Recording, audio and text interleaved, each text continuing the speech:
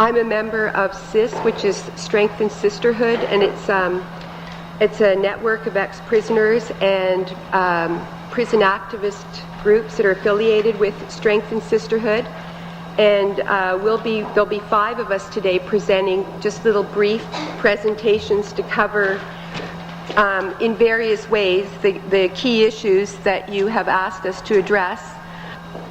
Before we all, cover these issues in our own particular ways, you have this, we've already given out the book, which goes into much more detail. But I would like to speak briefly about what I feel, or we feel, is the most important issue, which is the process. There have been, since 1934, there have been 50 federal reports, various types of commissions, and many of these have come up with the same types of recommendations, and many of them have dealt with the discrimination of women. And yet we have a situation today where women are still very much discriminated against in terms of men, and also do not have the rights that have been listed in the Charter of Rights and Freedoms and in the Universal Declaration of Human Rights. We feel that it is important that the CSC, which in many ways is like a country which has many laws and a constitution, but there are no enforcement mechanisms for these laws or rules. There are no cops to enforce any of them. So in many ways, they are meaningless, these rules. Even Louise Arbour, in her 1996 report, stated, "In my view, if anything emerges from this inquiry, it is the realization that the rule of law will not find its place in corrections by swift and certain disciplinary action against staff and inmates. The absences of the rule of law is most noticeable at the management level, both within the prison and at the regional and national levels. The rule of law is absent, although the rules are everywhere."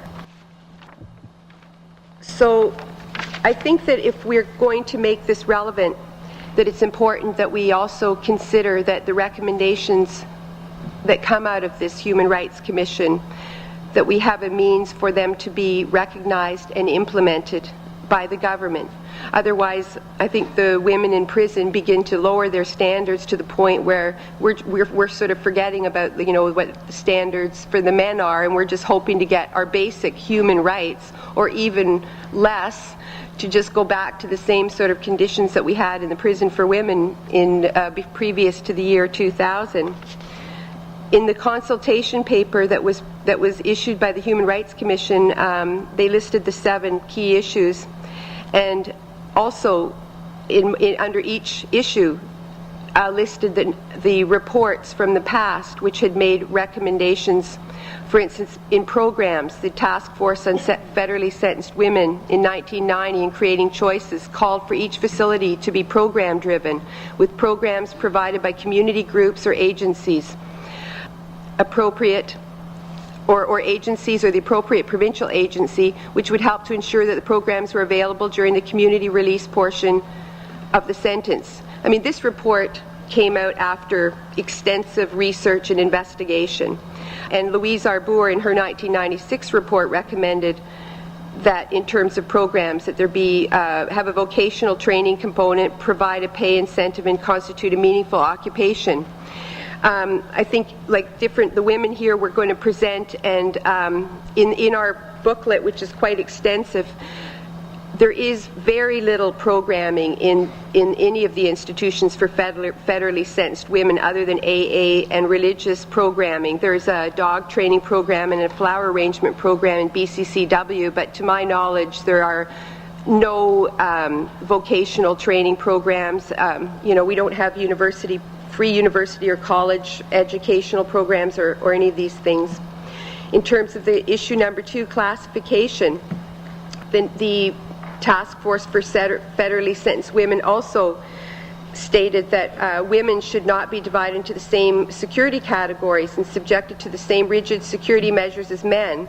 And yet today, the maximum security units are in the last stages of being completion, and I think with very little investigation or research, it's obvious that any woman who's classified as a maximum security prisoner is living in conditions that are much more similar to a special handling unit than they are to a maximum security prison for men in general. A man who is sentenced for murder and goes to Millhaven has access to all sorts of vocational programs, education, a huge, large tracts, gyms. I mean, I could go on and on and on. Whereas a woman who is sentenced for murder goes into a small pod with 3 or 4 other women, has to work her way down through security levels, is isolated from the general population, has a tiny little yard. Issue number 3 and 4, minimum security facilities and community release facilities. In 1980, the Royal Commission on the Status of Women recommended a network of halfway houses. The 1990 Task Force on Federally Sentenced Women called for halfway houses in all the major cities in Canada. At this point, there are no women-only halfway houses west of Ontario and only 1 minimum security prison in Canada. Issue number 5, health, and I'm just going over these really briefly to make the point that these commissions have already covered these extensively and made recommendations that are probably identical to what will be made by the various groups here, and yet they've been totally ignored. With health, in December of 2002, not long ago, the House of Commons Special Committee on Non-Medical Use of Drugs recommended substitution therapies for methadone, access to harm reduction interventions, access to programs and spaces for treatments of substance abuse. They don't exist in the women's prisons. The HIV/AIDS Legal Network recommended pilot test projects for needle exchange because 40% of all federal women are Hep C positive, as opposed to only 19% of men. So there's a real need for at least a pilot project. All of these recommendations are completely, if they're not ignored, they're not implemented, which is the same thing. Issue number 6, use of guards. The CSC's cross-gender monitor report recommended that men not work on the front lines. The Federal Task Force on Federally Sentenced Women in 1990, the same thing.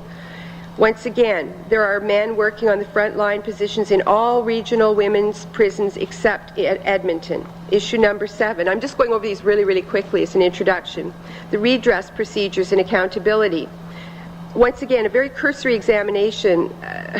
The correctional investigator has a separate office from the CSC, and no matter what he recommends, and I won't waste time going over his various critiques that he's had of the federally sentenced women's prison conditions, but no matter what he recommends, there is no enforcement mechanism. There is no mechanism so he can say whatever he wants, and if the CSC doesn't feel like implementing it, they don't have to. For prisoners themselves, we have inmate committees, which, again, we have absolutely no power. The wardens completely arbitrarily control them. They can, if you have any charges, you can't participate. And the grievance procedure is one in which prisoners are grieving to the warden, to regional, to headquarters, to the CSC. So it's very much akin to the police investigating the police. The Citizens Advisory Committee is the only outside group involved, but they are really not a jury of our peers. You know, usually they consist of people from middle-class backgrounds who've never been in prison and certainly can identify on every level with the warden or the CSC staff as opposed to the people in prison. I think that it's more important now than ever that the Human Rights Commission not only accept the recommendations and suggestions that are made, but I read an article on January 31st in the newspaper in Kingston in which the government is criticizing the Human Rights Commission, and one of the Liberal MPs said, but I think Parliament has to really consider whether it wants to continue with the Commission. We need a case for it now, because the world has changed, and it's not the same climate as it was socially when the Canadian Human Rights Act was passed 25 years ago. Well, Parliament is supposed to represent the people, and I think that if the Human Rights Commission believes that we have a need to enforce human rights, then we have to show the people that it is a real body with teeth and that it can protect human rights for the Canadian people, and that we do have a need for this body. And this is a perfect time for the Human Rights Commission to prove that it's not, you know, just to try to push for means to make its recommendations meaningful and to change society. And this is particularly important for federally sentenced women because our numbers are increasing exponentially. In the past 100, from 1835 till 1930, which is 100 years, these are rough figures, the prison population tripled in 100 years.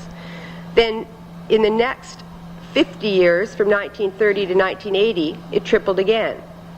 Then in the next 20 years, 1980 to the year 2000, it tripled again. And the CSC's own figures show that they're expecting federally sentenced women to triple again in 10 years. So if this continues, we're talking about a significant body of women. And so with that, I pass the torch on to Phyllis.